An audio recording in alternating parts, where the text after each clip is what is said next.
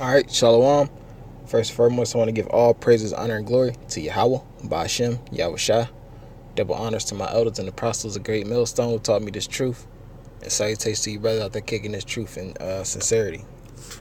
I want to go into this little article on this article I found on USA Today.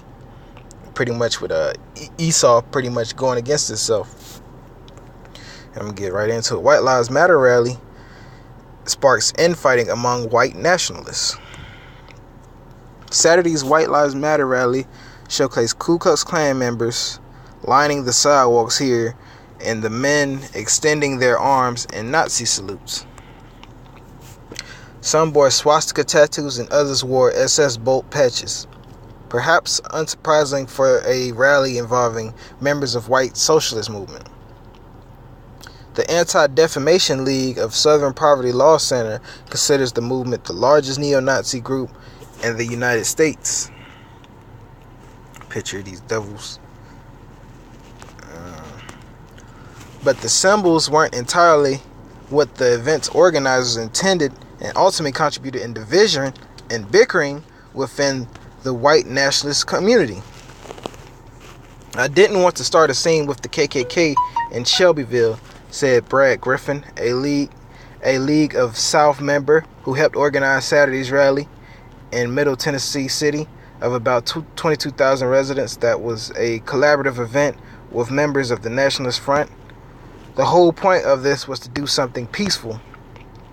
Pretty much just trying to bring unity to the different chapters of the nationalist movement.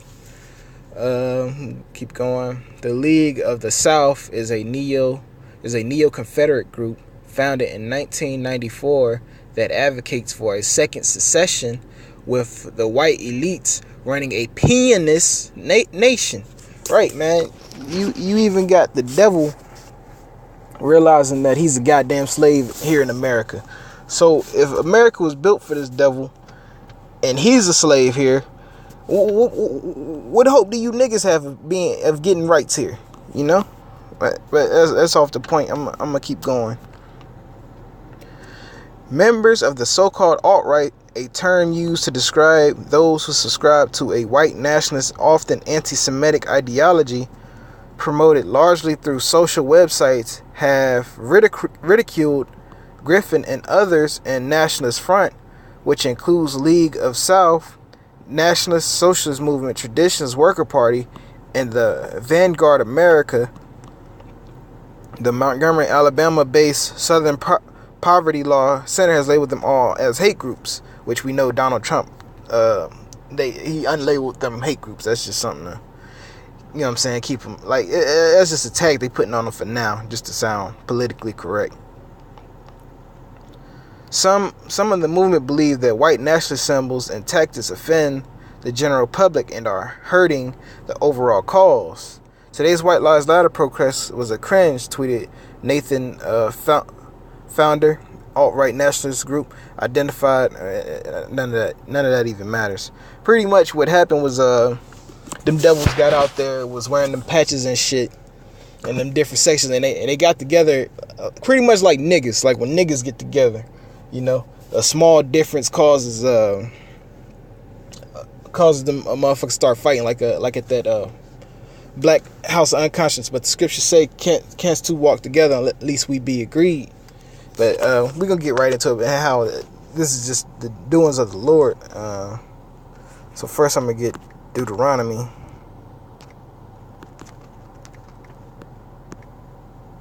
Deuteronomy 30:7. And the Lord thy God will put all these curses upon thy enemies and them that hate thee, which persecuted thee. And which curse in particular is talking about is that being tender and delicate among thy brother, which I'm going to grab that too, just to prove what I'm saying. It's 28 and 54. This curse in particular is what I was talking about, which they just put on what the Lord is putting on these devils. So that the man that is tender among you and very delicate, his eye shall be evil towards his brother. Right, man. You see these devils, they two sides of the same coin, yet somehow, some way, they get the bicker. As soon as they come together, they get the bickering like niggas.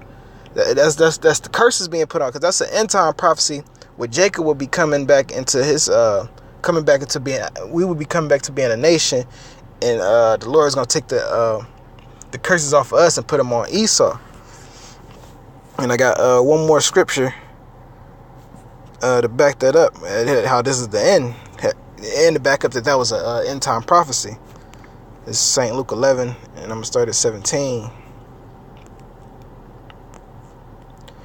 But he, knowing their thoughts, said unto them, every kingdom divided against itself brought to desolation, and a house divided against a house falleth. And we saw that with the election of President Donald Trump. You know, you had Edomites out here riding. It wasn't even really Jake's, it was more Esau. Esau riding in the streets, like raising all out hell, man. And that's also going to the next verse. If Satan be divided against himself, how shall his kingdom stand? Because ye say, I cast out devils through Beelzebub.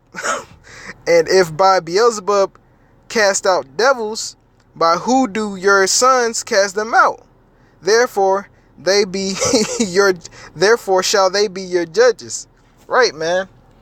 And that's what you see with these liberal Edomites talking about, oh, I'm gonna cast out Satan through the name of Satan, pretty much, man. You casting out a demon through a demon.